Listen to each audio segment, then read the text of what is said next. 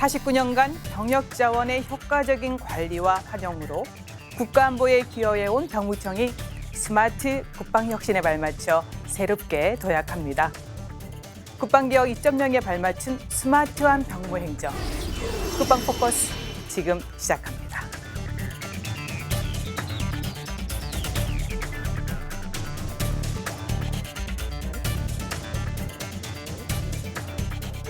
안보 환경과 시대 변화에 발맞춰 튼튼한 국방태세 확립이 시급한 때 적기 신속한 병력 충원을 위해 병무행정이 대폭 강화됩니다. 소요에 맞는 맞춤형 인력 획득과 유사시를 대비한 병력 동원태세 확립, 4차 산업혁명 기술 도입으로 국민 요구에 부합하는 첨단 서비스까지 지금부터 변화와 혁신을 선도하는 스마트 병무행정의 주요 내용을 살펴보겠습니다.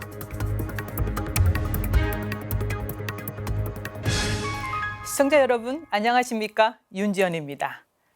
지금부터 국방개혁 2.0에 발맞춘 병무행정의 주요 내용과 기대 효과를 살펴보도록 하겠습니다. 함께 분들 소개해드리죠. 임재하 병무청 기획조정관 나오셨습니다. 안녕하십니까. 최부영 병무청 정책자문위원 나오셨습니다. 안녕하십니까. 안석기 한국국방연구원 인력정책연구실 책임연구위원 나오셨습니다. 네, 안녕하십니까. 앞서 소개해드린 대로 병무청이 창설 49주년을 맞았습니다. 거의 반세기인데요. 최 의원님, 49년 동안 병무행정에 많은 변화가 있을 겁니다. 그렇죠. 가장 대표적인 큰 변화를 꼽는다면 어떻게 말씀해 주실 수 있겠습니까? 제가 입대한 연도가 1983년도입니다. 네. 무려 36년 전이죠. 그때 제가 입영 통지서를 인편으로 받았는데요. 네. 불과 3일 전에 받았습니다. 3일 3일 전. 예. 제가 네. 그 당시에 학교를 졸업하고 회사를 다니고 있었는데요. 네. 입영 통지서가 안 나오는 거예요. 그래서 고향에 어른께 전화를 드렸죠. 저 입영 통지서 언제 나와요? 그랬더니 3일밖에 안 남았네. 빨리 가야 되겠다. 이야, 이거 난리가 났습니다. 네. 까딱하면 병역 기피자 될 뻔했습니다. 지금은 안 그렇죠. 입영 날짜 선택한다든가 여러 가지 제도를 통해서 그러한 일은 없을 것이라고 생각이 듭니다. 네, 정말 많은 변화가 있었습니다. 그 당시 최 의원님 굉장히 당황하셨을 것 같은데, 예. 안 박사님, 네. 예, 병무청 49년을 일단 먼저 축하를 드리고요. 49년간의 병무청의 또 병무행정의 발전을 놓고 본다면 저는 일단 세계적인 차원에서의 위상을 병무청에 좀 평가를 해드리고 싶어요. 아시다시피 이제 징병제 국가들이 많이 사라지긴 했습니다만은 50만 이상의 현역 자원하고 100만 이상의 예비군 자원을 관리하고 통제하는 그러한 역할을 훌륭하게 수행하는 나라가 전 세계적으로 사실상 거의 우리나라가 독보적인 존재라고 네. 이렇게 평가를 할 수 있습니다.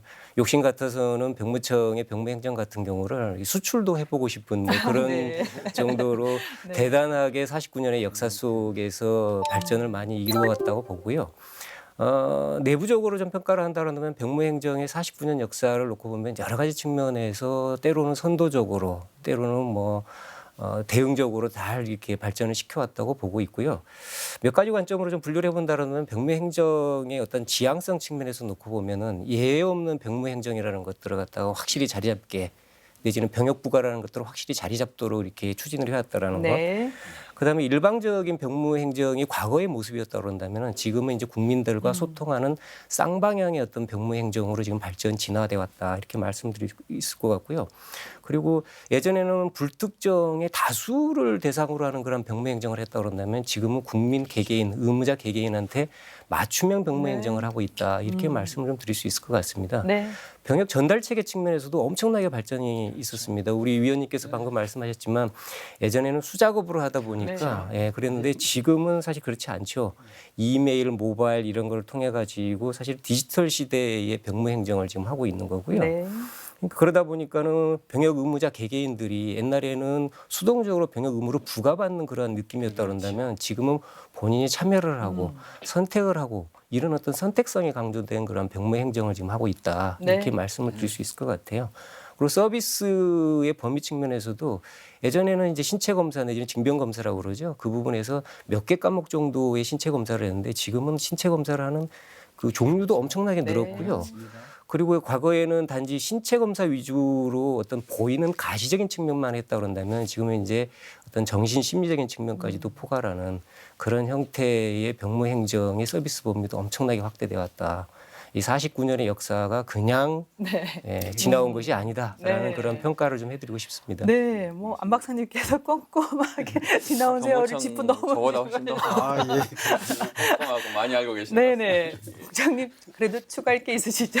네, 말씀해 주시겠습니까? 할게 네. 뭐 우리 안 박사님께서 정말 그 자세하게 말씀을 해주셨습니다. 말씀해 주셨는데 어떻게 보면 이제 세부적으로 간다면 저희가 어떻게 보면 예전에는 뭐 좀 주먹구구식으로 이렇게 병역 판정 검사를 했다. 그러면 지금은 정말 전문의들이 정말 15개 과목에 대해서 꼼꼼하게 네. 이렇게 종합병원 수준의 어떤 병역 판정 검사를 하고 있고 아까도 말씀드렸지만은 전에는 어떤 종이 통지서로다가 이렇게 보냈다면은 지금은 뭐 톡으로도 통지서를 보내고 네. 또 모바일로도 보내고 그렇게 하고 또 이제 본인이 원하는 병역 판정 검사 날짜도 본인이 선택할 수 네. 있고 본인이 원하는 또 그 입영일자 또 입영 부대도 본인이 또 선택할 수 있고 그렇습니다. 그리고 예전에는 어떻게 보면은 무작정 군에 그냥 보내는 어떤 그런 병무행정이었다면 지금은 정말 꼭 가야 될 사람 그리고 정말 질환이나 그런 것 때문에 못 갈 사람을 정확히 걸러주는 그런 역할을 또 병무청이 하게 됩니다. 예. 그래서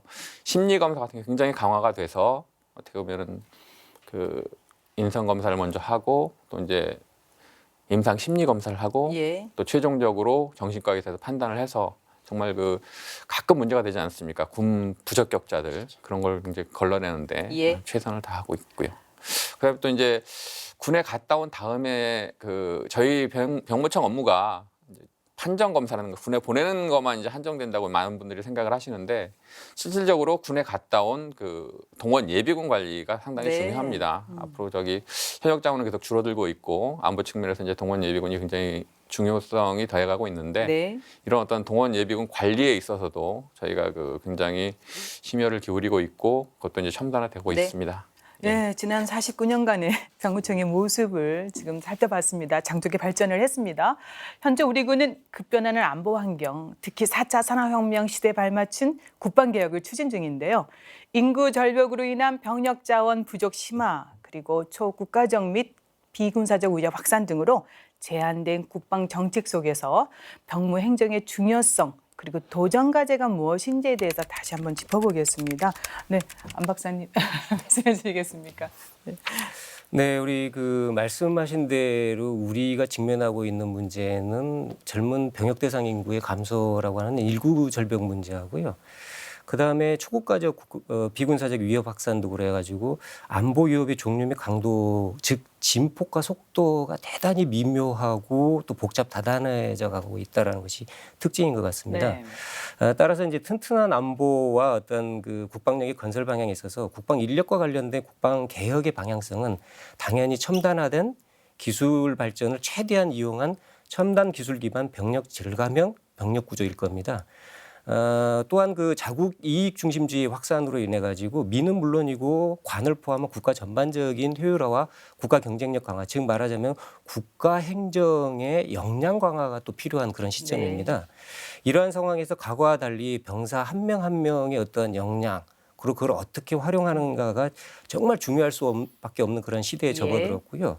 그러다 보니까 적시, 적재, 적절한 인력의 선발 및 배치, 활용이 단지 군 분야뿐만 아니고 국가적인 차원에서 굉장히 중요한 이슈일 수밖에 없는 것 같습니다.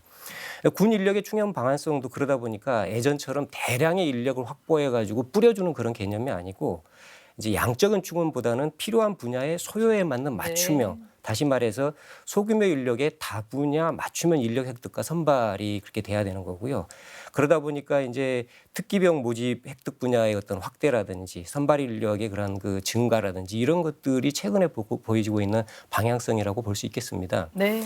병무항정은 이런 측면에서 국가 특히 국방인력충원의 핵심 역할을 담당하고 있는 거고요.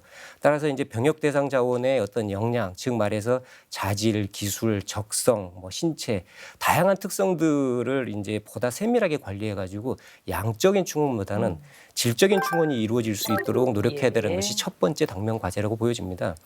또한 국가 행정으로서 병무 행정이라는 것은 경쟁력 강화가 되게 중요합니다. 정부 예산의 증가라는 것은 한계가 있을 수밖에 없는 거고요. 적은 예산으로 높은 성과를 발휘하는 그런 효율화된 국가 행정, 이게 이제 궁극적으로는 병무청을 포함한 모든 어떤 부처들의 국가 정부 행정력의 강화가 국가 경쟁력의 강화로 이어지는 그런 길이라고 보여집니다. 네. 그래서 스마트 병무 행정이라고 우리가 지금 논의하고 있는 이 주제 자체도 사실은 저비용의 고효율의 행정 서비스 체계를 구축하자는 거고, 이거가 정말 병무 행정이 지속적으로 추구해야 될 또 하나의 도전적 과제라, 이렇게 평가할 수 있을 것 같습니다. 네. 뭐 하나 더 빠뜨릴 게 없을 정도로 꼼꼼한 말씀해 주셨는데 의원님 덧붙일 거 있으시죠? 그렇죠. 네. 적재적소란 말이 굉장히 중요한 시기입니다. 거기에 저 하나 더 보태서 저는 각득기소 교훈을 더 살려야겠습니다. 각득기소는 모든 것을 다 제대로 각자의 능력과 적성에 맞게 적절히 배치해야 한다는 네. 것입니다. 예전에 적재적소는 잘 훈련된 사람을 골라서 썼다면 이제는 모든 병역 자원들을 적절한 곳에 잘 배치하여 최대한 노력 잘 활용해야 된다는 시대적 사명이 있는 것 같습니다. 네, 맞습니다. 네. 이제 모든 국민은 법률이 정하는 바에 의해서 국방에 의무를 진다라고 대한민국 헌법에 규정되어 있는데요. 그래서 병무행정은 온 국민이 이용하는 서비스라고 할 수 있겠습니다. 국민의 요구와 기대 수준도 높아진 4차 산업혁명 시대, 병무행정은 어떻게 달라지고 있는지 또 기대를 해보면서요. 국장님, 우리가 이제 4차 산업혁명 시대와 병무행정을 이렇게 같이 매치시켜 본다면은 예. 대국민 서비스 차원에서 그 모바일 중심 변화 그리고 예. 서비스 강화, 뭐 식판 과제다 이런 얘기 많이 하지 않습니까? 네, 그래서 지금 어떻게 추진되고 있는지 좀 현황을 좀 설명해 주시겠습니까? 알겠습니다. 지금 국민 대다수가 어떻게 보면 스마트폰을 가지고 있습니다. 특히 그 군 복무를 앞둔 국무 중에 있는, 그리고 지금 현재는 뭐 사병들도 휴대폰을 사용할 정도로 뭐 거의 젊은 층은 한 100% 가까이 모두가 이제 스마트폰을 활용하고 있기 때문에 예, 저희 병무 행정도 어떻게 보면 가장 대표적인 어떤 그 4차 산업의 어떤 그 기기인 그 스마트폰을 활용한 어떤 병무 행정을 굉장히 그 적극적으로 추진하고 있습니다. 먼저 그 민원 신청을 할 때 본인이 나는 군대 가고 싶다든가 아니면 군 업무에 대해서 궁금한 게 있다든가 한 건 모든 것이 이제 모바일로 이제 그 신청이 가능합니다. 그리고 상담도 가능합니다. 예, 그리고 아까도 말씀드렸지만 통지서 전달도 예전에는 종이 통지서, 그다음에 또 이메일 통지서, 지금은 모바일로 그리고 또 카톡으로 통지서가 네. 본인이 원하는 경우에는 또 가능하게 바뀌어가고 있습니다. 그리고 일단 통지서를 했는데 내가 어느 부대로 가야 하나, 뭐 어디 가서 병역 판정 검사를 받아야 하나, 뭐 길을 잘 모를 때도 네. 있지 않습니까? 바로 그 모바일로 통지까지 해줍니다. 네. 그렇게 해서 통지를 해주고 있고, 아까 말씀드린 대로 어떤 그 이런 통지뿐만 아니고 병역 판정 검사에서도 어떻게 보면 이제 나라사랑 카드를 활용해서 본인이 신분을 확인을 하고 또 그걸 활용해서 나중에 그 군입대에서 뭐 필요한 정보를 또 찾을 수 있고 자기 어떤 병역 사항도 그걸 통해서 얻을 수 있고, 이렇게 그 구체적으로 어떻게 보면 이제 점진적으로 우리가 그 4차 산업 혁명의 어떤 기술들을 활용해서 병무 행정을 추진하고 있습니다. 네, 지금 국장님 언급해 주신 대로 모바일 그 병력 의무 부과 통지서가 올해부터 이제 발송이 시행된 거잖아요. 그리고 이제 병력 동원 소집 대상도 그 모바일 통제 기반으로 강화되는 것으로 알고 있습니다. 그러면 구체적으로 상반기에 이렇게 실시해 본 결과 어떻게 나왔습니까? 지금 상반기에 이제 모바일 통지서 실시된 이후로 모든 그 병역 의무 부과 대상자의 한 40% 정도가 이 모바일 통지서를 이제 수정을 하고 있습니다. 예. 뭐 인원으로 따지면 한 76만여 명 정도 되고요. 네. 어떻게 보면 이제 우편으로 통지서하면 이제 우편 요금이 들지 않습니까? 네. 그런데 이제 모바일로 가기 때문에 굉장히 예산 측면에서 많이 절약이 됩니다. 네. 뭐 상반기에만 한 1억 6천 정도 예산이 절약이 됐습니다. 그리고 어떻게 보면 대부분 통지서를 받으면 이걸 어디다 뒀는지 못 찾습니다. 네. 그런데 모바일만 보면 바로 통지가 나오기 때문에 이런 어떤 모바일 수령자의 한 76% 정도가 만족을 하고 있습니다. 굉장히 네. 이것이 본인한테도 편하고 병무청의 업무도 신속하게 할 수 있고 또 원하는 건 바로 또 그 모바일 통지서를 통해서 바로 또 상담도 가능하니까 네. 그걸 클릭만 하면 바로 그 병무청과 연결이 가능하니까 그런 어떤 편리점에서 굉장히 호응이 좋습니다. 네. 예산 절감 효과도 있고요. 예, 정말 좋습니다. 지금 현재는 40%인데 좀 더 확대됐으면 좋겠습니다. 예. 네. 그렇지 않아도 저희가 어떻게 보면은 국방부나 네. 그런 각 군과 협조를 해서 전역하는 분들에 대해서 바로 그 신청을 받고 있습니다. 그러니까 전역하면 바로 이제 예비군이 통지가 나가야 되고 예비군 네. 또 편성이 돼야 되니까 그렇게 편성을 받고 있고 또 병무청 홈페이지라든가 또는 그런 다양한 채널을 통해서 예. 이런 모바일 통지서로 받겠다 네. 이렇게 이제 신청을 받고 있습니다. 네. 왜냐하면 본인 신청이 없으면 사실 그 개인 정보라든가 그것 때문에 네. 사실 저희가 일방적으로 또 모바일로 뭘 통제하기는 어렵거든요. 아, 지금 현재. 그렇구나. 네, 맞습니다. 이런 게 예. 중요할 것 같습니다. 이제 뭐 1인 1. 그럼 이제 스마트폰 시대를 그렇습니다. 맞았습니다, 의원님. 그래서 이제 거의 모든 생활이 우리가 모바일 그렇습니다. 이 시스템으로 구축되어 가고 있기 때문에 예. 병무 행정도 마찬가지가 아닐까 싶습니다. 네, 이제 서비스 플랫폼이 이제 이동이 되고 양질의 서비스를 제공하기 위해서 그래도 이런 거는 꼭 좀 뒷받침되었으면 좋겠다라는 게 있으면 의견 주시겠습니까? 예. 이 모바일 시대에서는 기술적인 측면, 뭐 컨텐츠가 풍부해야 되고 사용이 편리하고 해야 되는 당연한 것이고요. 여기서 중요한 것은 법적인 제도적인 장치가 좀 보완이 됐으면 좋겠다 하는 예. 얘기입니다. 특히 아까 말씀하신 전화번호입니다. 전화번호는 국가의 자산입니다. 그것을 개인에게 사용을 허락해 준 것인데 예. 이런 부분에 있어서 이 전화번호가 상업적 용도로 사용될까 봐 개인정보보호법으로 보호가 되어 있는데요. 이것을 병무행정에서 사용한다면 상업적인 용도가 아니라 공익적인 용도가 되지 않습니까? 네. 이 부분에 접근하기가 좀 어렵습니다. 네. 이게 제도적인 받침이 된다면 지금 현재 한 40%밖에는 모바일 통지서 받지 않는데요. 네. 나머지 60%는 아직도 옛날 방식을 받고 있다는 것이죠. 그 부분에 있어서는 이런 부분이 제도적인 보완이 되면 획기적으로 좋아질 수 있겠다 하는 생각입니다. 네. 그래서 아마 이제 대부분 거의 모바일로 이제 병력 의무 통지서를 받기 위해서 이제 노력을 하고 있을 것 같습니다. 그리고 국장님 이제 4차 산업혁명 시대 그러면 우리가 빠뜨릴 수 없는 중요한 용어 있지 않겠습니까? 인공지능 기술. 예. 이것도 어떻게 접목을 해서 뭐 사용할 그런 가능성은 없지 않나 싶은데 어떤 점에서 이렇게 병무행정하고 연결될 수 있을까요? 인공지능 하면은 뭐 4차 산업의 대표적인 어떤 기술 아닙니까? 네. 기술이고 또 정부에서도 그런 어떤 4차 산업의 기술을 좀 업무에 좀 도입을 할까 많이 고민을 하고 있습니다. 예. 근데 우리 병무행정이 어떻게 보면은 시범 그 부서로 선정이 됐습니다. 네. 그래서 챗봇 사업이라고 하는데 지금 그 많은 그 병무행정에 대해서 상담이 이렇게 오게 됩니다. 그런데 그런 것을 챗봇을 활용해서 인공지능을 활용해서 상담할 수는 없을까 어떤 그런 고민을 하게 됐고 결국은 네. 올해 지금 이제 인공지능을 활용한 민원 상담 시스템을 개발 중에 있습니다. 그러니까 굉장히 많은 그 민원 상담의 많은 분야가 어떻게 보면 단순 상담입니다. 네. 간단한 상담. 그러니까 징병검사 받으려면 어떻게 합니까? 판정검사 받으려면 어떻게 합니까? 그리고 군대 가려면 어떻게 신청해야 됩니까? 그런 단순한 그 문의이기 때문에 그 7, 80%가 되는 이런 단순한 문의는 챗봇을 통해서 충분히 그 상담이 가능합니다. 예. 물론 초기 단계에는 많은 자료가 축적이 돼야 되니까 훈련이 좀 필요하고 네. 또 어린아이를 키우듯이 인공지능도 또 교육을 시켜야 되겠죠. 그런 단계를 하면은 더 많은 분야의 어떤 그 상담이 가능할 것 같고 우리 그 병무청 상담원들은 좀 더 어떤 그 민원인들의 마음을 헤아리고 그분들의 어떤 그 사정을 좀 헤아리는 그런 어떤 집중 상담, 좀 깊은 상담에 좀 집중할 수 있을 것 같습니다. 그래서 네.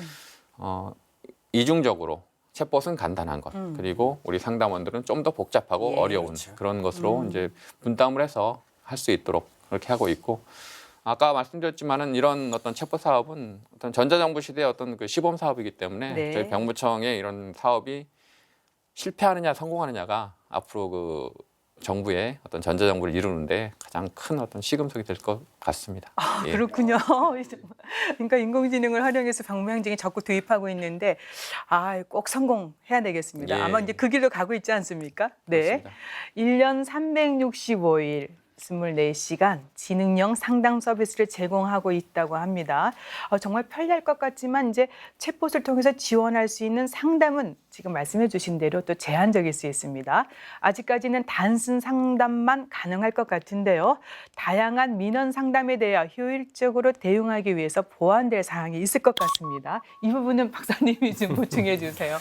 우리 병무청 차원에서 또 임 국장님이 이미 그 충분히 보완 사항이라든지 발전시켜야 될 부분을 이미 다 고민을 하고 계신 것 같습니다.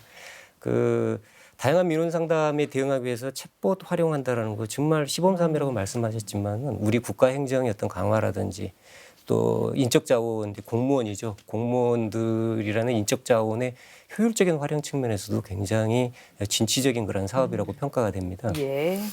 말씀하신 것처럼 물론 챗봇의 활용을 고도화하기 위해서는 학습이 필요한 겁니다. 예. 이게 인공지능이고 AI이기 때문에 네. 일정 정도 기간의 학습이 필요한 거는 사실인 거고요.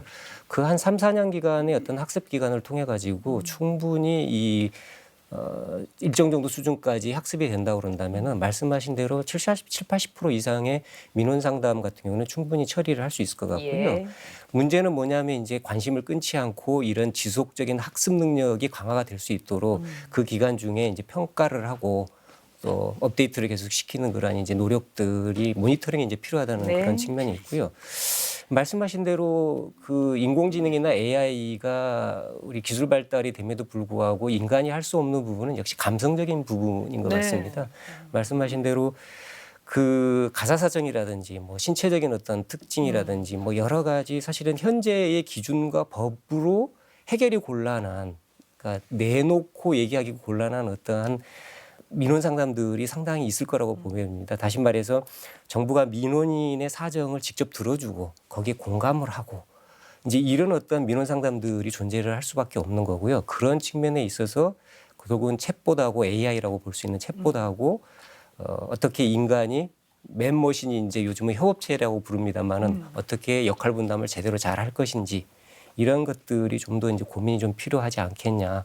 근데 뭐 말씀하신 그런 병무청에서 이미 그런 부분까지도 충분히 고민하고 있는 걸로 보여집니다. 네. 그래서 이제 지속적인 학습도 필요하고 이제 지금 지적해 주신 대로 어떤 감성적인 부분과 관련해서는 민원 서비스 상담에서 이제 질적 향상이 필요하다 이런 얘기 하지 않습니까? 예. 이런 것도 고민하고 계시지 않습니까? 예, 예. 그러니까 어떻게 좀 보완하실 예정이신지요?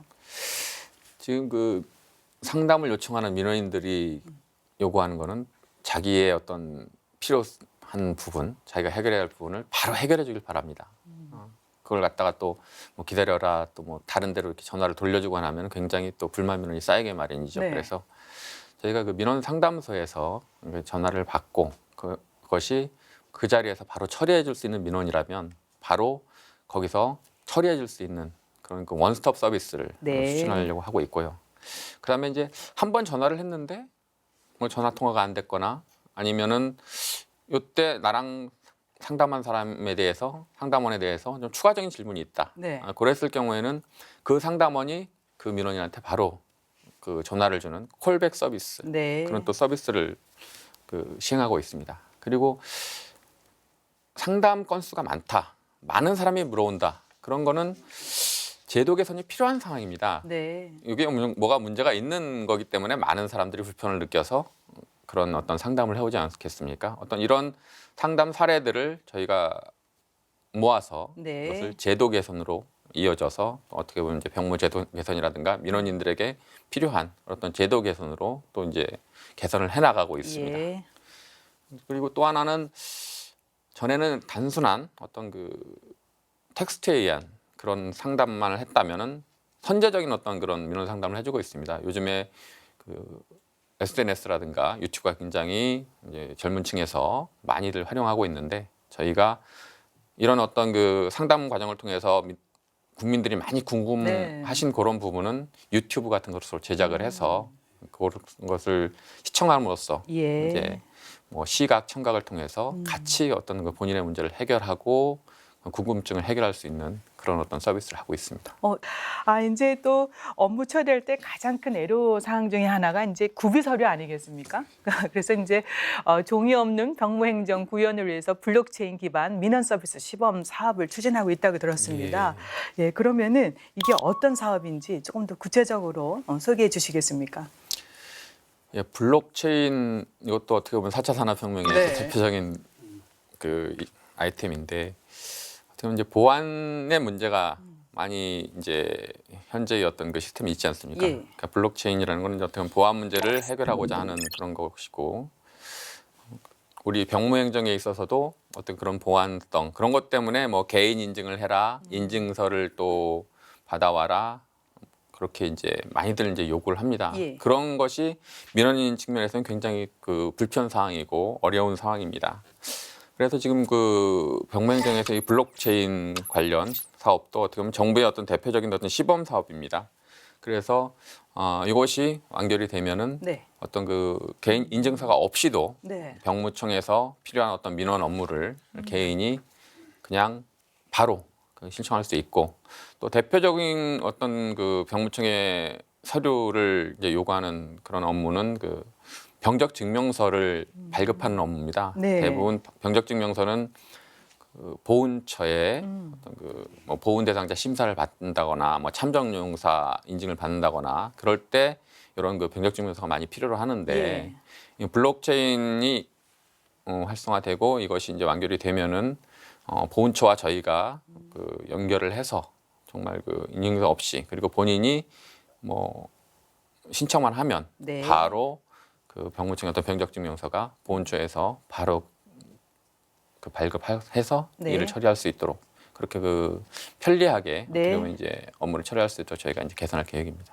정말 점점 더 편리해지고 있는 과정인데 우리가 이제 블록체인 하니까 또 암호화폐를 떠올리는 분들 계실지 모릅니다.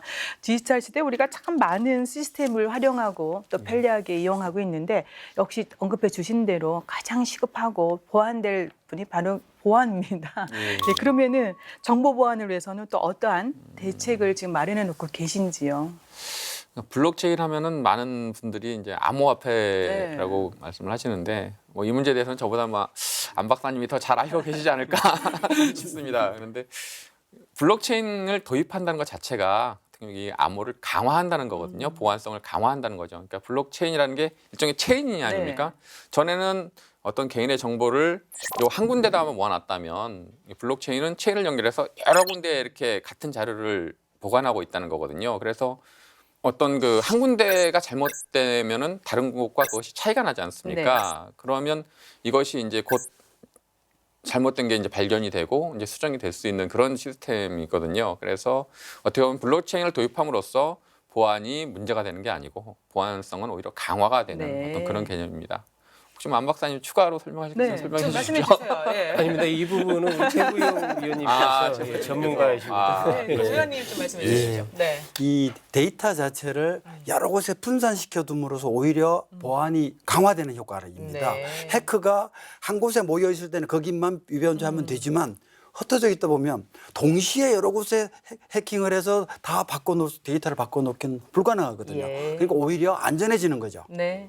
데이터를 분산 저장함으로써 오히려 안전해지는 네. 이런 현상을 얘기할 수가 있겠습니다. 그러니까 정보 보안의 취약성이 예. 오히려 강화된다. 예, 이렇게 그렇습니다. 정리하겠습니다. 이제 다방면에서 이제 철저하게 이제 병무청이 대비하고 있습니다. 4차 산업혁명 기술을 활용하고 있는데 이제 8년 연속 이제 최우수 기관으로 선정이 됐는데 이게 이제 국민 신문고 민원 서비스 평가 부분입니다. 지난해에도 이제 우수 기간, 또 최우수 기간이 됐습니다. 예. 근데 명성에 맞게 이제 국민이 체감할 수 있는 병무행정 서비스가 가장 중요할 것 같습니다. 이 부분은 의원님, 예. 8년 연속 정말 대단합니다. 예, 이게 쉽지 않잖아요. 그렇습니다. 예. 더구나 이제 부분이 국민 신문고 민원 서비스 평가입니다. 그렇습니다. 네. 제가 병무청을 바라보면 우문현답이란 말이 생각이 납니다. 원래 뜻은 어리석은 질문에도 현명한 대답이지만 우리들의 문제는 현장에 답이 있다. 네. 이겁니다. 그 반대말은 탁상행정입니다. 네. 그렇듯이 정말 병무청이 범국민적인 서비스를 위해서 노력한다는 걸 제가 느낄 수 있는데요. 정보통신산업의 보편적 서비스라는 개념이 있습니다. 이것은 뭐냐면 산간, 시골, 산간 오지에서 사용하는 정보통신 비용은 원가가 원래 더 많이 들어갑니다. 네. 대도시보다. 그렇지만 요금은 똑같습니다. 네. 그렇듯이 병무행정도 이미 사실상 보편적 서비스에 해당이 됩니다. 그래서 행정의 효율성만 보지 말고 어떤 각 개인별로 맞춤형, 마지막 한 사람까지도 보편적인 서비스를 해줘야 하는 병무청의 임무를 잘 충실히 함으로써 이런 결과가 있지 않았나 싶은 생각입니다. 네, 정말 맞는 말씀이십니다. 8년간 이 대국민 국민 신문고 민원 서비스에서 이제 최우수 이렇게 선정 쉽지 않습니다. 다시 한번 축하드리겠습니다. 결국은 그 명성에 걸맞은 국민이 체감할 수 있는 그런 민원 서비스를 꼼꼼하게 해야 되지 않겠습니까? 예. 지금 의원님 말씀해 주신 대로 단 한 명이라도 불편하면 안 됩니다. 네. 국장님, 그래서 어떤 계획을 또 가지고 계시는지요? 예, 지금 민원 서비스 8년 연속 최우수라는 말씀하셨는데 병무청이 굉장히 어떤 민원 서비스에서 최우수를 받는다는 게 굉장히 어렵습니다. 왜냐하면 병무청은 서비스 기관이 아니고 규제 기관입니다. 누구에게 병역 의무를 부과하고 또 군으로 보내는 그런 업무이기 때문에 사실 병무청에서 8년 연속 받는다는 건 거의 기적과 가까운 일이라고 저는 생각이 네, 듭니다. 그래서 이 비결이 뭐냐 제가 생각을 해보면 그 국민신문고에 어떤 그 민원이 왔을 때 네. 정말 그 개개인의 민원을 하나하나 내일처럼 찾아서 해결을 해주고 그 분에게 만족감을 줬다는 얘기거든요. 맞습니다. 그래서 어떻게 보면 그것이 그것을 이루기까지 우리 병무청 직원들이 굉장히 고생을 많이 했고 또 주위에서 또 많은 분들이 또 많이 지도해 주셨기 때문에 이런 좋은 성과가 나오지 않았나 그렇게 생각이 들고요.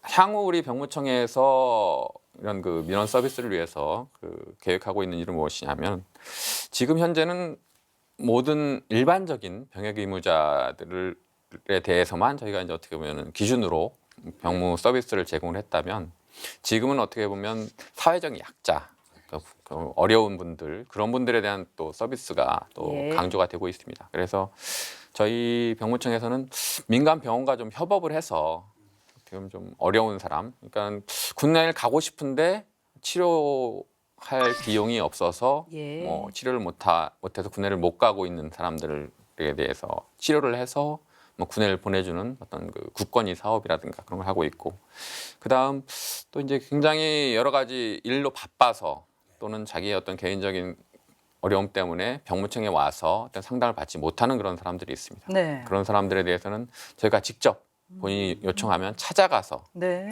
병역 그 서비스를 해주고 민원 상담을 해주는 그런 찾아가는 서비스를 또 진행을 하고 있고요. 그다음 굉장히 막연합니다. 내가 군대를 어떻게 가서 어떻게 제대를 하고 갔다 온 다음에 또 어떻게 될 것인가. 이 젊은이들이 굉장히 좀 막연한 그런 상황에 있는데 네.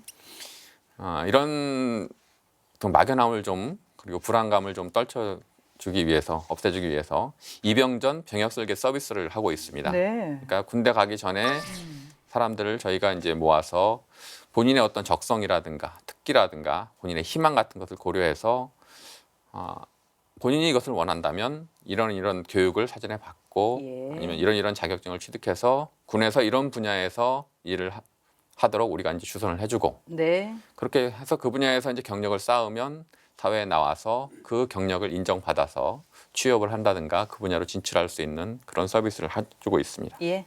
그럼 아까도 말씀드렸듯이 뭐 입영일자 그런 입영 부대를 본인들이 선택할 수 있는 그런 서비스 이렇게 다양하게 저희가 이제 계속적으로 한 분 한 분에 맞는 그런 서비스를 좀 해드리려고 굉장히 노력하고 고민하고 있습니다. 국민의 눈높이에 맞춰야 되고요. 또 맞춤형 서비스 하고 있습니다. 정말 전방위적으로 많은 노력을 하고 계십니다.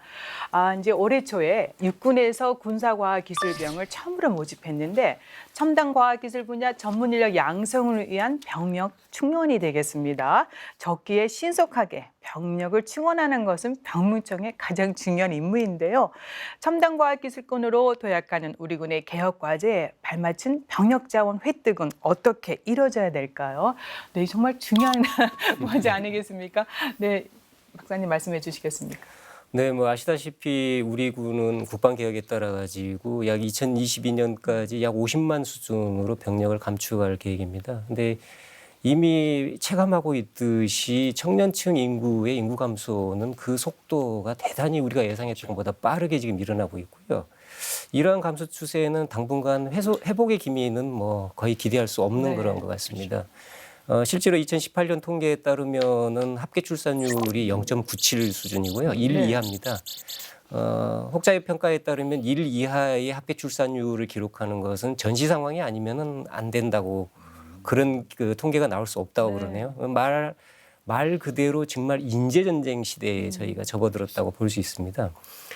인적 자원이 풍부한 시대에는 대량의 인력을 확보해 가지고 다소 자질과 능력의 문제보다는 그 양적으로 그거를 갖다가 메꿔서 그냥 활용하는 그런 것이 가능한 그런 시대였습니다. 말하자면 앞으로는 더 이상 그게 어렵다는 얘기죠. 네. 그리고 우리 이러한 인적 자원의 부족에 대비하는 측면도 있습니다만은 군 차원에서도 첨단 4차 산업 기술에 기반한 어떤 군사력의 발전 이런 것들을 우리 군도 그렇게 구현을 해야 됩니다. 그렇기 때문에 전쟁 수행 방식이라든지 이런 것들을 바꾸어 나가야 되는 거고요. 말하자면 첨단화된 과학기술군 건설을 해야 됩니다. 그러니까 말하자면 드론 로봇이라든지 AI 등이 결합된 전투하고 또 그런 부대들이 창설되는 것들이 최근에 이제 보여주고 있는 그런 추세들의 일환인 거고요. 이는 양적인 측면에 있어서 병력에 의존한다기보다는 첨단 무기체계 기반은 질적으로 우수한 그런 기술들을 갖다가 운영할 수 있는 인력이 이제 요구된다는 예. 겁니다. 그래서 현재 모집 특기로 하고 있는 것들이 드론병이라든지 군사과학기술병 말씀하신 대로 이제 그런 것들이 이런 분야에 해당되는 겁니다. 이제 본격적으로 이러한 인적 자원 부족 시대에 대비하기 위해서는 인력 획득의 방향성은 말하자면은 양적인 측면이 아니고 세밀하고 정밀화된 인적 자원의 질적 관리와 파악을 통해 가지고 필요한 소요 분야에 맞춤형으로 소수의 다분야 인력 획득이 돼야 되는 겁니다. 따라서 이제 현재보다는 지금 몇 개 분야만 지금 특기병들이 4차 산업혁명 기술과 관련되고 있는데 네. 제가 판단하기에는 내지는 또 국방 분야에 있어서 인력 획득의 방향성이라는 것은 결국은 특기병 모집제도의 종류들이 보다 세밀화되고 이러한 정밀하게 분화돼 가지고 모집이 돼야 될 것으로 판단이 듭니다. 그러면 예. 이거에 발맞춰 가지고 결국 병무청에서도 그 분야를 모집해주고 채용해주기, 그러니까 충원을 해주기 위해서는 세밀하고 어떠한 능력과 자질을 가지고 있는 그 인적 자원들인가에 대한 세밀하고 정밀한 어떤 질적 관리들이 병무행정 입장에서도 병행이 돼 가지고 발전이 될 필요성이 있다라고 판단이 됩니다. 그러면 인구 절벽 시대 또 4차 산업혁명 시대에 걸맞은 소수 정예 기술군을 양성하기 위해서는 특기병 제도가 좀 더 확산돼야 된다 이런 말씀이시잖아요. 네, 그렇게 평가가 됩니다. 네, 국장님 정말 뭐 이쪽 방향으로 가고 있는 걸 제가 알고 있습니다. 네. 결국은 유능한 안보, 튼튼한 국방 구현을 위해서 병력 자원 지금 개선과 강화는 정말 필수적인 상황이고 시대적 소명이 아닐까 싶습니다. 방향 어떻게 잡고 있습니까?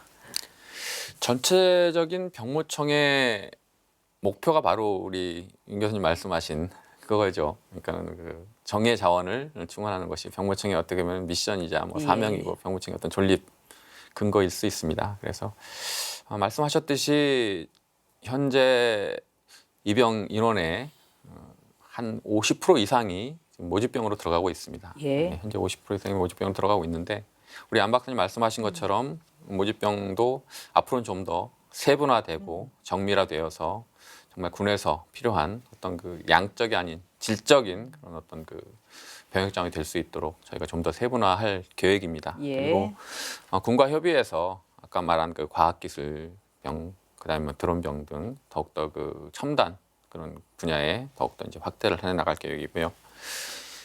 또 하나는 아무래도 군에 부적합한 사람을 네. 정말 잘 가려내서 안 갈 사람은 안 가게 만들어야 되는 게 또 저희가 목표입니다. 그래서 네. 판정 검사, 병역 판정 검사 그리고 심리 검사를 더 강화해서 정말 그 꼭 가야 될 사람만 그리고 군에서 꼭 필요한 사람만 군에 보낼 수 있도록 그렇게 지금 하고 있습니다. 네. 그리고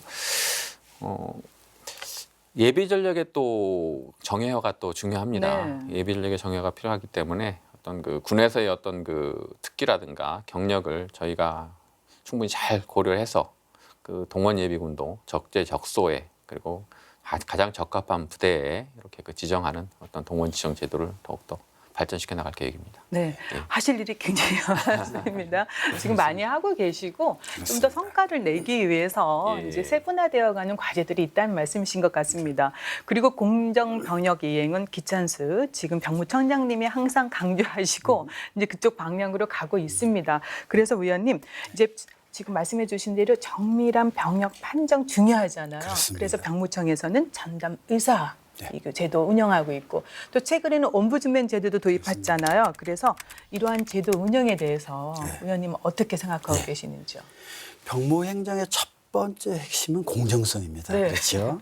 이 공정성에 대해서 병역 판정에 있어서 혹시라도 있을지 모를 편파성, 왜곡, 획일성 이런 것들을 배제하기 위해서 오히려 효율성 측면에서 좀 떨어진다고 생각할 수 있을지 모르지만 공정성이 대폭 강화되는 네. 효과라고 생각이 됩니다. 네. 그렇게 해서 이런 병무 행정의 공정성을 더 기하는 꼭 필요한 제도라고 생각이 됩니다. 그리고 이제 더불어 지금 안 박사님 병무청에서 정말 신경 쓰고 있는 게 병역 명탈 그리고 조장 정보 단속을 위해서 이제 신고 포상금 지급 제도까지 도입을 했습니다. 또 게다가 또 병역 기피자의 그 명단도 지금 제공한다고 그래요. 이런 것들은 결국은 공정한 그 병역 이행을 위해서 필요한 건데 이런 제도의 효과 그리고 또 변화를 어떻게 보고 계시고 보완돼야 할 점이 있다면 어떤 점들이 있을까요? 네, 병역 멘탈이라는 것은 병역 의무를 충실히 이행하는 이제 대다수의 젊은이들한테 박달감을 주는 것은 사실이고요. 나아가서 그게 단순 개인 차원의 문제가 아니고 사회 통합을 저해한다는 그런 차원에서 굉장히 심각한 그런 저해 행위라고 보여집니다. 그래서 병무청에서는 정말 다양한 노력을 하고 계십니다. 말씀하신 대로 멘탈 조장 사이트를 이제 신고하도록 하는 신고센터가 있고요. 병무 부조리 신고센터도 운영하고 있고요. 말씀하신 대로 포상금이 적게는 뭐 얼마 안 되는 경우도 있지만은 많게는 뭐 단위가 대단히 높게 그렇게 지금 지불을 하고 있는 그런 상태입니다. 2016년부터 그 병역 기피자 인적 사항 공개를 통해 가지고 병역 의무자 중에 이제 기피하고 있는 사람들이 인적 사항을 공개하고 있는데요. 공개 대상자는 이제 정당한 사유 없이 병역 판정 검사라든지 현역 입영 또는 사회복무요원 소집에 응하지 않는 사람, 또 국외 여행 허가를 받지 않고 국외에 체류하고 있는 사람들 이런 사람들이 대상인데요. 16년에 그 병역 기피자 인적 사항 공개 이래로 약 매년 한 250명 정도가 공개가 되고 있는 실정인 것 같습니다. 그런데 이제 의무 이행을 하는 경우에는 그 이제 명단에서 삭제가 되고요. 네. 그러다 보니까 2019년 6월 현재 약 426명의 인적 사항이 지금 공개 중에 있는 걸로 지금 기록상으로는 돼 있습니다. 네. 근데 인적 사항 공개자 중에 의무 이행 등으로 인해 가지고 이제 그 통계에서 이제 삭제되는 인원의 그랬던 추이를 이렇게 놓고 보면요. 상당히 이 제도가 예방 효과가 있는 걸로 보여집니다. 네. 예. 그래서 간접적으로 성실히 병역을 이행하도록 추구하는 수단이 되고 있는 걸로 저희가 평가할 수 있는 것 같고요. 보안책이라고 하는 것은 이제 현대 사회의 특징이라고 있는 이제 개인정보 보호에 해당되는 거라고 보여집니다. 물론 병무청에서 소명 기회도 주고 또 이러한 제도를 운영하는 데 있어서의 투명하고 공정하게 이제 제도가 운영되도록 민간 전문가도 이제 그 위원회에다가 이제 심의위원회에다가 포함시켜 가지고 운영하고 있습니다. 근데 여전히 이제 개인정보의 보호라는 것이 또 우선 가치이기 때문에 네. 그 측면에 있어서의 지속적인 어떤 관심, 선의의 피해자가 발생되지 않도록 하는 그런 노력들이 역시 보안책으로 잘하고 있지만 여전히 놓지 말아야 될 측면이 거기다라는 걸로 이렇게 말씀드릴 수 있을 것 같습니다. 네. 병역 기피자 그 인적 사항 공개가 또 효과가 있네요. 예방적인 측면에서 그렇죠. 필요할 것 같습니다. 근데 또 이제 현역 입영자 편익 증진 그리고 편법 연기 방지를 위해서 올해부터 또 제도 개선이 이제 이루어졌는데 이게 이제 병역 자원의 부족 때문에 이루어지는 것인지 아니면 역시 또 예방 효과가 있는 것인지 개선된 내용을 좀 듣고 싶은데요. 이건 의원님께서요. 예. 제도 개선 이후에 성과가 좀 나온 거죠? 예. 어떤 성과 있습니까? 소개해 주세요. 예, 이번에 추진된 제도 개선은 병역 자원 부족하고는 관련이 없고요. 병역 의무의 공정성 측면으로 보면 될 것 같습니다. 이 기초생활수급자의 경우 이 생계를 같이 하는 구성원들 어려움에 봉착할 위험성이 있고요. 네. 이 교사들의 경우는 학교에서 수업이 학기 단위로 이루어지는데 네. 학생들의 학습권이 방해받는 그 부분을 조정을 통해서 공익성을 강조하는 것이고요. 또 고령자의 편법의 연기 방지는 네. 이제 병무음의 공정성이 흐트러질 위험성이 있기 때문에 네. 그런 부분들을 보완을 해나간 것입니다. 네. 그러니까 제도 개선을 통해서 많은 효과가 있다는 말씀이신데 네. 어째 반칙과 특권 없는 공정 병력 이행 뭐 이건 아무리 강조해도 지나치지 않습니다. 그래서 이제 추가로 이제 보완될 사항에 대해서 의견을 좀 듣고 싶은데 의원님 지속적으로 논란이 되고 있는 게 대학생 그렇습니다. 그 예비군 보류제도 아니겠습니까? 이거는 어떤 방향으로 가면 좋을까요? 이 제도는 대학 진학률이 그리 높지 않던 시절에 만들어진 제도입니다. 그 당시에 대학 진학률은 20%에서 30% 정도 수준이었습니다. 지금은 70%, 80% 수준입니다. 그런데 국가 안보 양상이 바뀌고 병력 자원도 계속 감소하는데 이걸 계속 근행 유지하다 보니 이 제도에 대해서는 너무나 과도한 특권이다, 특혜다, 형평성에 맞지 않다. 거꾸로 고졸 출신에 대한 역차별이다. 네. 이런 얘기들이 나오고 있는 겁니다. 그래서 개선의 여지는 충분히 있다고 보여집니다. 안 박사님도 추가로 또 의견 주시겠습니까? 네, 그 공정병역 의무 이행이라는 거를 위해서 보완해야 될 사항하고 대학생 예비군 네. 보류제도 이제 두 가지 질문인데요. 먼저 공정병역 의무 이행을 위한 측면을 말씀을 드리자면은 저는 이 제도적인 차원하고 집행적 차원으로 조금 분리를 해서 좀 설명을 드릴 수 있을 것 같아요. 먼저 이제 제도적인 차원은 사실은 병무 행정 차원이라고 보다는 이제 국방부 차원의 문제인 경우가 대부분이 많습니다.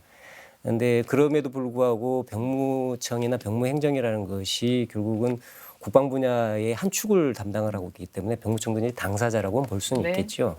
무엇보다도 보완돼야 될 사항은 지금 여전히 논란이 되고 있는 대체복무제도 문제입니다. 네.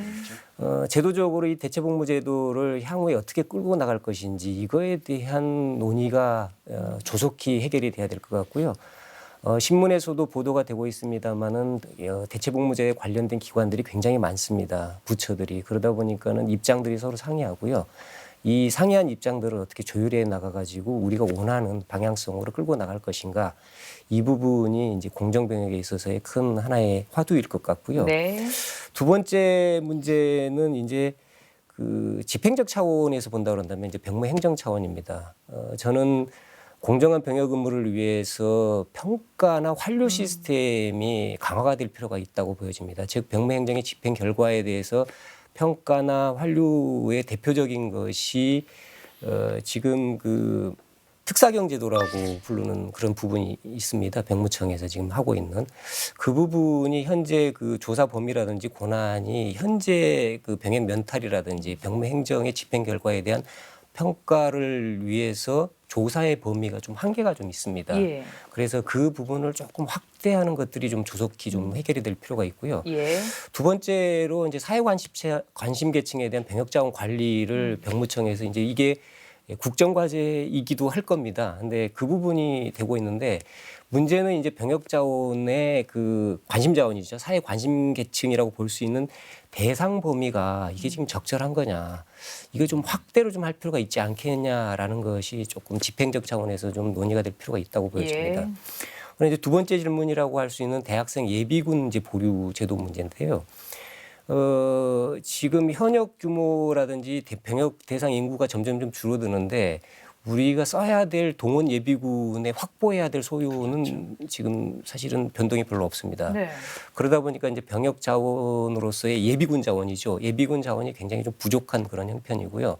근데 대학생을 이제 보류를 해놓다 보니까 그게 충원하기가 지금 만만치 않습니다. 예비군 자원을. 근데 문제는 뭐냐 그러면은 대학생 자원이 현역 복무를 마치고 나온 지 얼마 안 돼 있기 때문에 실질적으로 전투력 측면에 있어서는 대단히 높은 역량을 가지고 있는 그런 네. 자원입니다. 그래서 소요 측면도 그렇고 작전적인 측면에서도 대학생 예비군을 활용을 한다고 그런다면은 상당히 좋은 예비군의 어떤 정예화 차원에서 좋은 결과를 내올 수 있는 것은 사실입니다. 예. 근데 문제는 이제 대학 학사 행정 측면이라든지 또 국민으로서 대학생에게 그동안에 부여하지 않았던 부담을 새롭게 이제 부여를 해야 된다는 그런 측면들이 있습니다. 그래서 이제 본인의 어떤 그 대학 생활을 하는 어떤 그 사회 진출 측면도 있고요. 뭐 등등 그걸 위해서는 이제 공부도 열심히 해야 되는 그런 시기 아니겠습니까? 이제 그런 측면들의 부정적인 여파도 있는 거는 사실인 것 같습니다. 그래서 여한 형태이든 이런 부정적 측면을 최소화하면서 군사 작전 측면에서도 효율적인 어떠한 제도가 될 수 있도록 대학생의 현행 그 예비군 보류 제도를 갖다가 좀 개선해야 될 여지는 충분히 존재를 한다라고 저는 판단을 하고 있습니다. 네. 대체 복무제도 개선 끊임없이 우리가 지금 얘기 나오고 있고요. 아마 보완하고 계실 것 같습니다. 그리고 사회적 약자층에 대한 범위 선정, 그리고 대학생 예비군 보류 제도에 대한 보완. 이거는 뭐 그냥 끝날 게 아니라 지속적으로 보완하고 좀 더 시간이 좀 필요한 문제가 아닐까 싶은데요. 지금까지 전방의 안보 위협에 대응할 수 있는 강군 건설을 뒷받침하는 병무청의 똑똑하고 든든한 정책을 좀 살펴봤습니다. 이제 창설 49주년 어느덧 반세기를 지났습니다. 앞으로 또 가야 될 길이 많습니다. 도약 과제라든가 또 무엇을 하시면 좋을지라는 어떤 방침에 대한 의견이 있으시다면은 안 박사님 먼저 해주시겠습니까? 네, 뭐 앞서도 말씀드렸다면은 그 인구 절벽 문제, 그 다음에 그 국가 경쟁력의 확보가 필요하다는 문제, 이게 범부처적으로 사실은 직면하고 있는 그런 문제인 것 같습니다.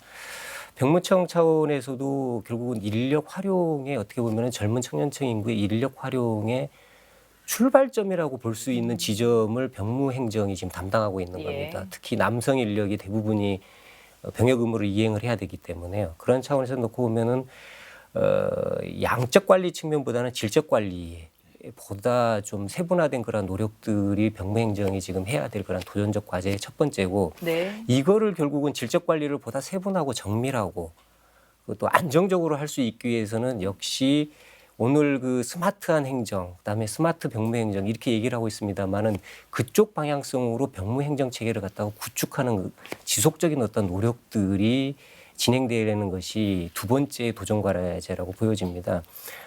알다시피 하루가 다르게 어떤 그 성장하고 있습니다. 정보 통신, 그다음에 스마트 기술 이런 것들이 병무행정에 어떻게 선도적으로 그거를 도입하고 또 업무 수행책으로 그거를 안정화시켜서 발전시켜 나갈 것인가, 이것이 두 번째 어떤 그 병무행정이 직면하고 있는 도전 과제라고 보고 있습니다. 네. 미래 50년 병무청. 지금 의원님께서도 도전 과제에 대해서 좀 얘기해 주시겠습니까? 예. 4차 산업혁명 때문에 위기다라고 생각하기가 쉬운데요. 오히려 개혁을 하기 위한 기회가 될 수 있다. 저는 그런 생각입니다. 그래서 없어지는 것들도 많은데요. 또 새롭게 필요한 것들이 많이 있습니다. 이런 것들을 잘 활용해서 끊임없이 방향성을 갖고 지속해 나가는 것이 중요한 것이라고 생각합니다. 네. 인구 절벽 시대. 또 기술은 발전되어 나갑니다. 또 그게 도전이겠지만 또 위기가 도전, 뭐 서로 병행하는 거 아니겠습니까? 네. 이제 마지막으로 정의로운 병역이 자랑스러운 대한민국을 만들기 위해서 필요한 것은 무엇인지 마지막으로 당부와 다짐 말씀 듣겠습니다. 네, 의원님 먼저 해주시겠습니까? 예. 이제 병무청은 국방의 의무를 통해서 개인의 진로, 장래까지도 생각해서 길을 찾아주는 병무청이 되었으면 좋겠습니다.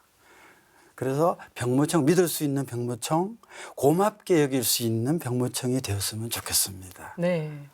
길라잡이의 병무청의 역할에 대해서 말씀해 주셨습니다. 네. 안 박사님. 네. 네. 뭐 저는 개인적으로 지금까지 병무청이 추구해왔던 공정하고 정의로운 병역을 그 구축하기 위한 어떤 노력과 성과에 대해서 굉장히 높게 평가를 하고 있는 입장입니다.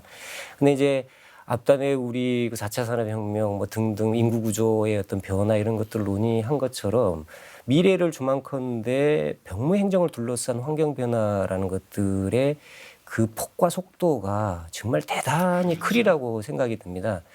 따라서 이제 병역에 대한 어떤 국민의 생각, 그다음에 어떤 기술 환경의 어떤 변화 이런 것들을 지속적으로 점검하고 시대 정신에 과연 그게 맞는지, 행정 역량 측면에서도 정말 이 수준에서 그쳐도 되는 건지 이런 거에 대한 모니터링하는 그런 자세가 굉장히 중요하다고 생각을 합니다.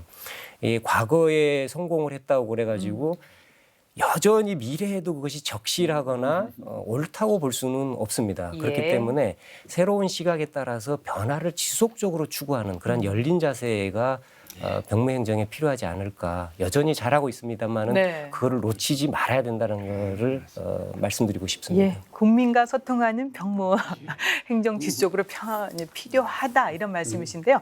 네, 국장님 말씀 마무리 부탁드리겠습니다. 예, 좋은 시간 또 두 분이 말씀해 주신 게 앞으로 50년에 우리 병무청의 어떤 나아갈 과제, 저한테 숙제를 또 많이 주신 것 같습니다. 네. 병무청의 어떤 그 과제로 아까 말씀해 주셨듯이 정말 인구 절벽이 가장 큰 어떻게 보면은 우리 국가적인 문제지만 병무청에도 가장 큰 문제인 것 같고 또 이를 해결하기 위해서 4차 산업혁명 기술을 적극적으로 도입을 해서 어떻게 보면은 그 인력이 모자란 걸 좀 보충을 하고 또 더 나은 어떤 그 전략과 전술을 또 만들어 나가야 될 과제가 있는 것 같습니다. 이런 것 외에 또 하나는 아까도 말씀하셨지만 우리 젊은이들은 병무청에 대해서 공정하고 또한 그 평등하고 정의로운 어떤 병무행정을 요구를 하고 있는 것 같습니다. 그래서 정말 누구나 다 어떤 병역 의무를 이행하는 것이 정말 공정하게 했다. 예. 예외 없이 다 했다. 이러기 위해서 아까 말씀해 주신 사회관심계층에 대한 병적 별도 예. 관리 그런 네. 제도도 지금 활용하고 있고 그런 제도가 더욱더 이제 확대해 나가야 될 것 같은 그런 생각이 들고요. 또 하나 저희가 그 병무청에서 좀 관심을 가져야 될 것이 무엇이냐면 병역 의무를 이행한 사람들에 대한 어떤 그 국가적인 관심, 예. 국가적인 어떤 그 우대 그런 것이 좀 필요하지 않을까 그런 생각이 듭니다. 왜냐하면 뭐 누구나 다 하는 병역 의무다. 당연히 할 걸 했다. 물론 그렇게 생각하지만은 젊은 날에 1년, 짧은 2년간의 세월을 국가를 위해서 봉사를 했습니다. 그리고 정말 피땀을 흘려서 나라를 어떻게 보면 지킨 이런 사람들 아닙니까? 그런 분들에 대해서 국가적인 차원의 그 예우라든가 어떤 예. 그런 분들에 대한 어떤 그 헌신을 알아주는 어떤 그런 분위기가 좀 됐으면 좋겠고 이를 위해서 병무청이 물론 뭐 주업은 아니겠지만 좀 더 그분들에 대한 노고를 좀 위로해드리고 좀 내가 군대 갔다 온 것, 병역비한 것이 자랑스럽다 네. 그런 어떤 사회적 분위기를 만들기 위해서 병무청이 노력해야 되지 않을까 그렇게 생각이 듭니다. 네, 맞습니다. 창설 49년을 맞았습니다. 지나온 세월 이렇게 되돌아보면은 정말 국가 안보에 또 초석의 역할을 다해줬습니다. 그리고 말씀해 주신 대로 공정 병역 이행을 위해서 또 자랑스러운 대한민국을 만들기 위해서 많은 애를 써주셨는데 앞으로 지금 더더욱 나아갈 길이 많습니다. 예, 공정 병역 이행을 위해서 애써주시고요. 두 분도 또 조언해 주시고 또 관심 가져주시고 시청자 여러분들도 많은 관심을 병무청에 쏟아주셔야 되겠습니다. 네, 오늘 도움 말씀 여기까지 듣겠습니다. 고맙습니다. 고맙습니다. 감사합니다. 공정하고 정의로운 병력이 자랑스러운 대한민국을 위해 쉼없이 달려온 병무청이 앞으로도 국방개혁 2.0에 발맞춰 혁신을 통해서 새롭게 도약하길 기대하며 국방 포커스 오늘은 여기서 마치겠습니다. 시청해 주셔서 감사합니다. 다음 주에 다시 찾아뵙겠습니다. 안녕히 계십시오.